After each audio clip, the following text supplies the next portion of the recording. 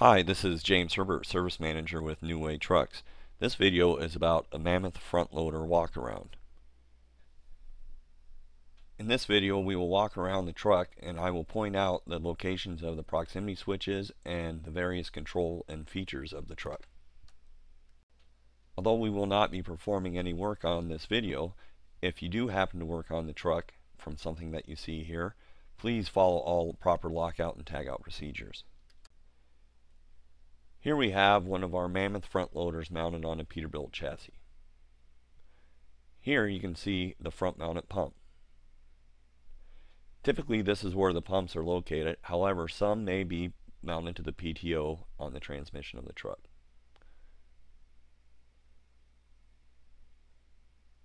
Here you can see where the loader arm proximity switch is. The function of this prox switch is to let the truck know when the arms are over the cab. Now, if you see 3 prox switches here instead of 1 as in the previous picture, this means you have an all-electric model. There are some important differences between the all-electric model and this model. This model uses electric over air to control the hydraulic valves. If you have an all-electric model, please see electric valve Mammoth front loader walk-around video. Here we see 3 different proximity switches. The furthest one to the left is the packer extended position. Its position controls where the packer stops in a packing cycle. During an ejection cycle, the packer blade will move beyond this prox switch and extend all the way to the end of the body. The tailgate must be all the way open for the packer to extend beyond this switch. The next prox switch is the packer home switch. This switch controls the home position of the packer blade. The rightmost prox switch is the front access or safety door prox. This door must be closed for the PTO to engage. Opening this door will disengage the PTO and stop all functions. Here we have the control box, often referred to as a Marlin box after the manufacturer of the box. If you see these 2 boxes instead of the Marlin box as before, this means you have the all-electric model. Again, if you have the all-electric model, please refer to the electric valve Mammoth front loader walk-around video.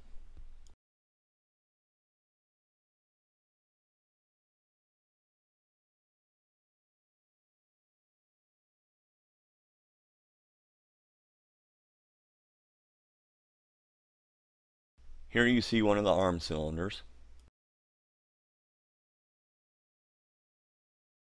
and here you see one of the fork cylinders.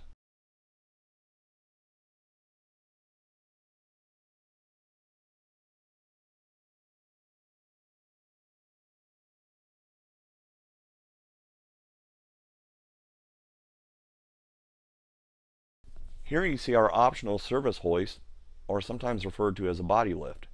It has its own dedicated hydraulic power unit, and depending on the chassis, it may be found elsewhere on the truck.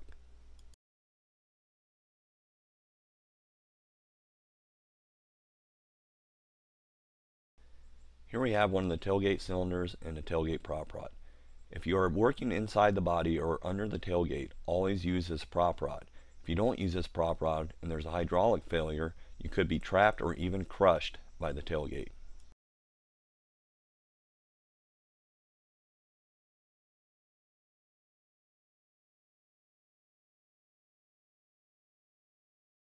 Here we have the tailgate closed prox.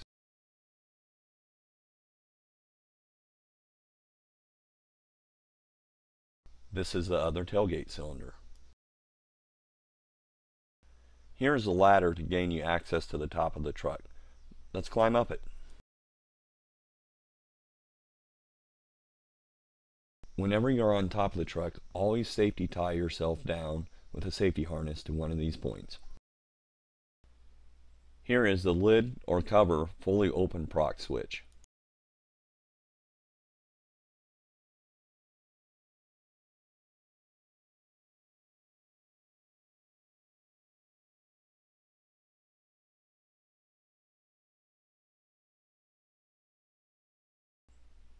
Here is the hopper camera.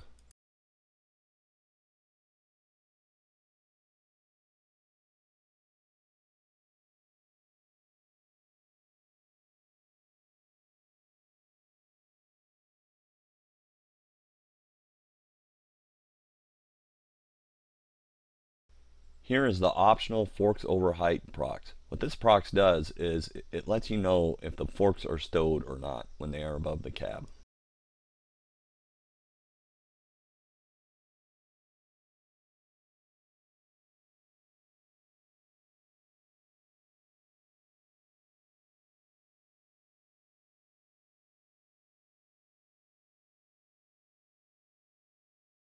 Okay, now we're back down below, and here we have the hydraulic oil tank.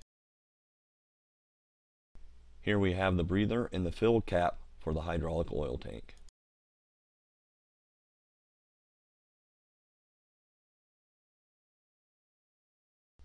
Here are the oil filters. Note that some trucks have internal filters that are inside the oil tank. They will not be visible.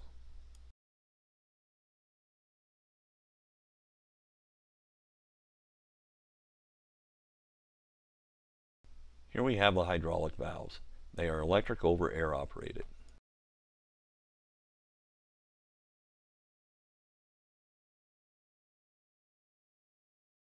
Here you can see the hydraulic valves, the MAC or air valves, and the control box again.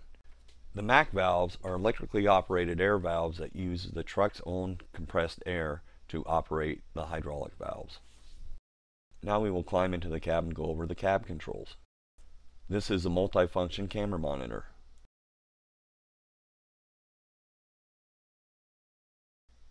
Here is the joystick to control the loader arms and the forks. Moving the joystick forward will lower the loader arms down. Moving the joystick backwards will raise the loader arms up. Press to the left of the joystick to move the forks down, and press to the right to move them up.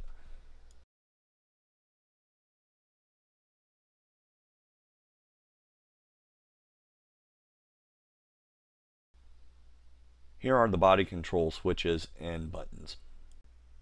To engage the PTO, you must first reset the button by pressing down on the off position. You will feel it click, and then within a second and a half, you have to turn it on by pushing the button forward on the I position. To raise the tailgate interlock button and the tailgate up button must be pressed and held simultaneously. This feature is designed to prevent refuse from being dropped on the ground unintentionally. The green button is an optional auto pack. Press it once to start an auto pack cycle, a second press will stop the blade, and a third press will return the blade to home.